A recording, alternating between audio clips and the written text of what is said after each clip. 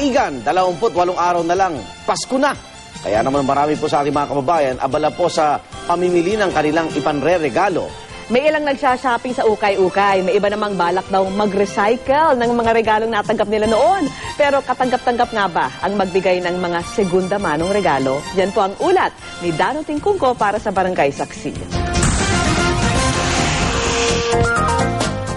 Sa isang ukay-ukay dito sa Barangay Guadalupe, Nuevo Makati City, inabutan kong namimili ang mga suking sina Zenny, Hana at Pretzel. Ukay-ukay po marami ng pagpipilian, mura na. Ano pa, maganda yung quality. At para sa papalapit na Pasko, dito na rin nila planong mamili ng ilang pangregalo. Kasabihan nga daw, pag bibili ka ng ukay-ukay, ibababad mo siya sa mainit na tubig, lalagyan mo siya ng kung ano-ano para mawala yung amoy. Opo, basta from the heart. Tinagundahan nito ng kilalang etiquette consultant na si Abby Arenas, bagamat may paalala siya. Nakakount natin na it's the thought that counts. Pero may mga rules dyan. Siyempre, when you buy something na second hand, now, you do not pretend that it's first hand. Bukod dyan, huwag din daw magregalo ng masyadong personal na segunda manong gamit tulad ng underwear. Siguraduhin ding nasa maayos na kondisyon ng mga ito at labhan o linisin bago ibalo.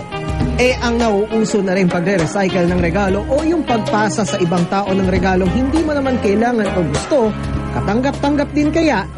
Si Josephine, minsan na raw nag-recycle ng regalo. Tikit, niregalo ko na rin. Binalot ko na lang ulit ng iba. Niregalo ko na lang sa isa, mas maliit sa akin, nakikakilala ko rin. Halimbawa, niregalo sa kanya nung una, ayaw niya, binigay niya. Kung maganda, okay lang. Kung maganda naman, kung gusto ko rin, siguro. Pero parang sa loob mo, parang hindi ka ganun ka-importante sa tao. Ang delikado dyan, pag nabalitaan niya na inikot mo na, di ba? Nakaka-hurt kaya ng feelings yon. So you see to it na hiwalay yung circle na yon.